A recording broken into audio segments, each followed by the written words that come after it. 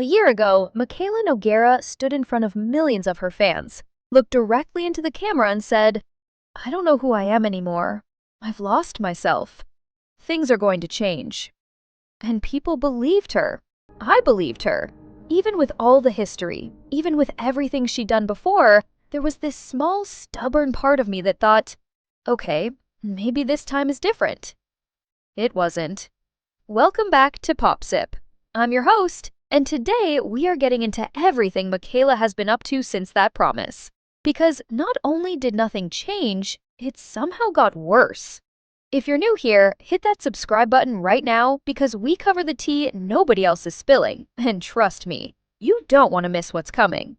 Let's go back to the beginning of this year.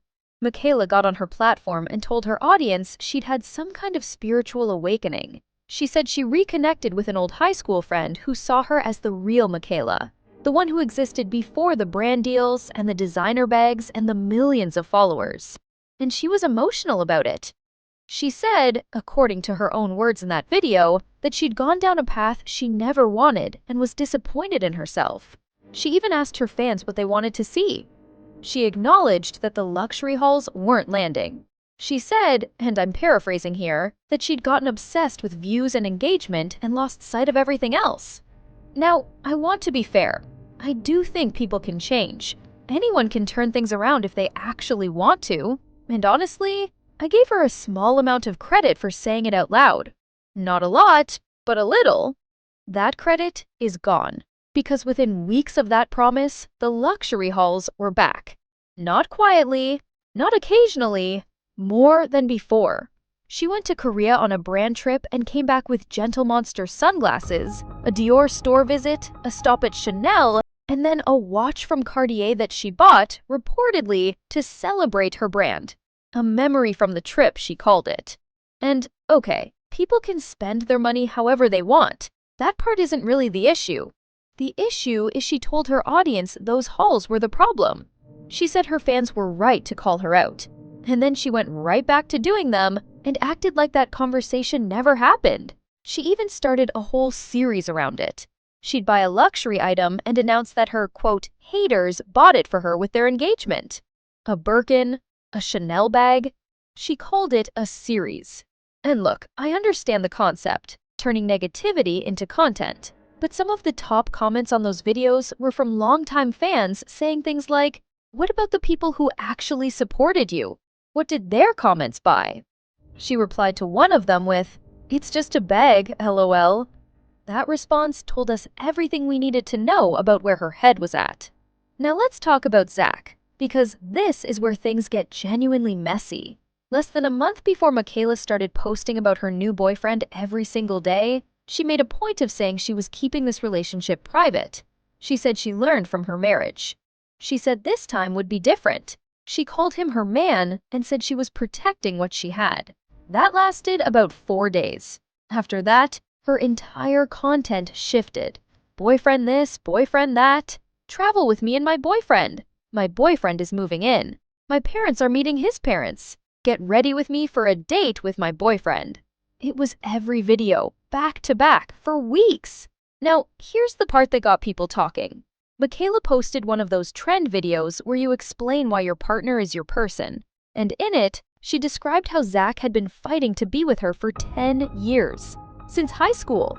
Through her college years, through his military service, through every other relationship both of them had. And she said, "For the past year, Zach has been the light in my life." The past year. People were quick to point out that just a few months before that, she was posting photos with her then-husband Cody. They looked happy. She was saying they made it through hard times together. So when she said Zach had been the light in her life for the past year, the timeline didn't quite add up, and her audience noticed immediately.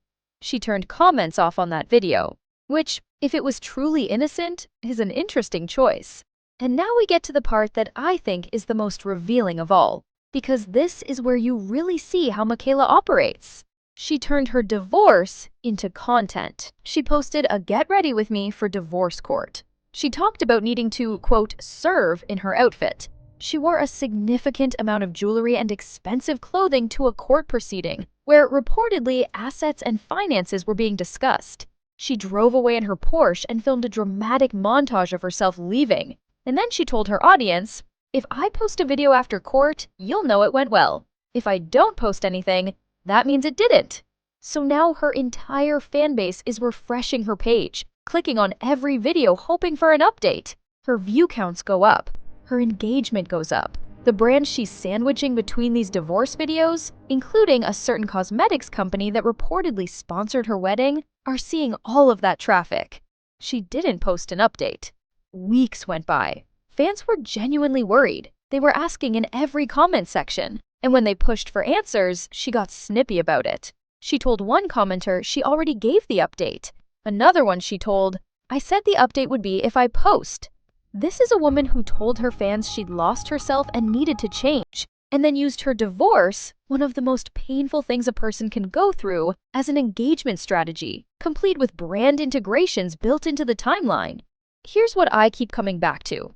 Mikayla does have genuine fans, people who have supported her for years, people who were actually worried about her during this divorce. And instead of leaning into that support, she's been using it, turning their care into clicks, their concern into content, their loyalty into leverage.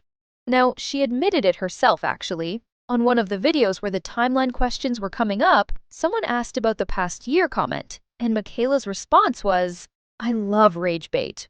Maybe it slipped out. Maybe it was intentional. Either way, it's the most honest thing she's said in a long time. So I'll ask you what I genuinely want to know. Do you think this catches up with her eventually?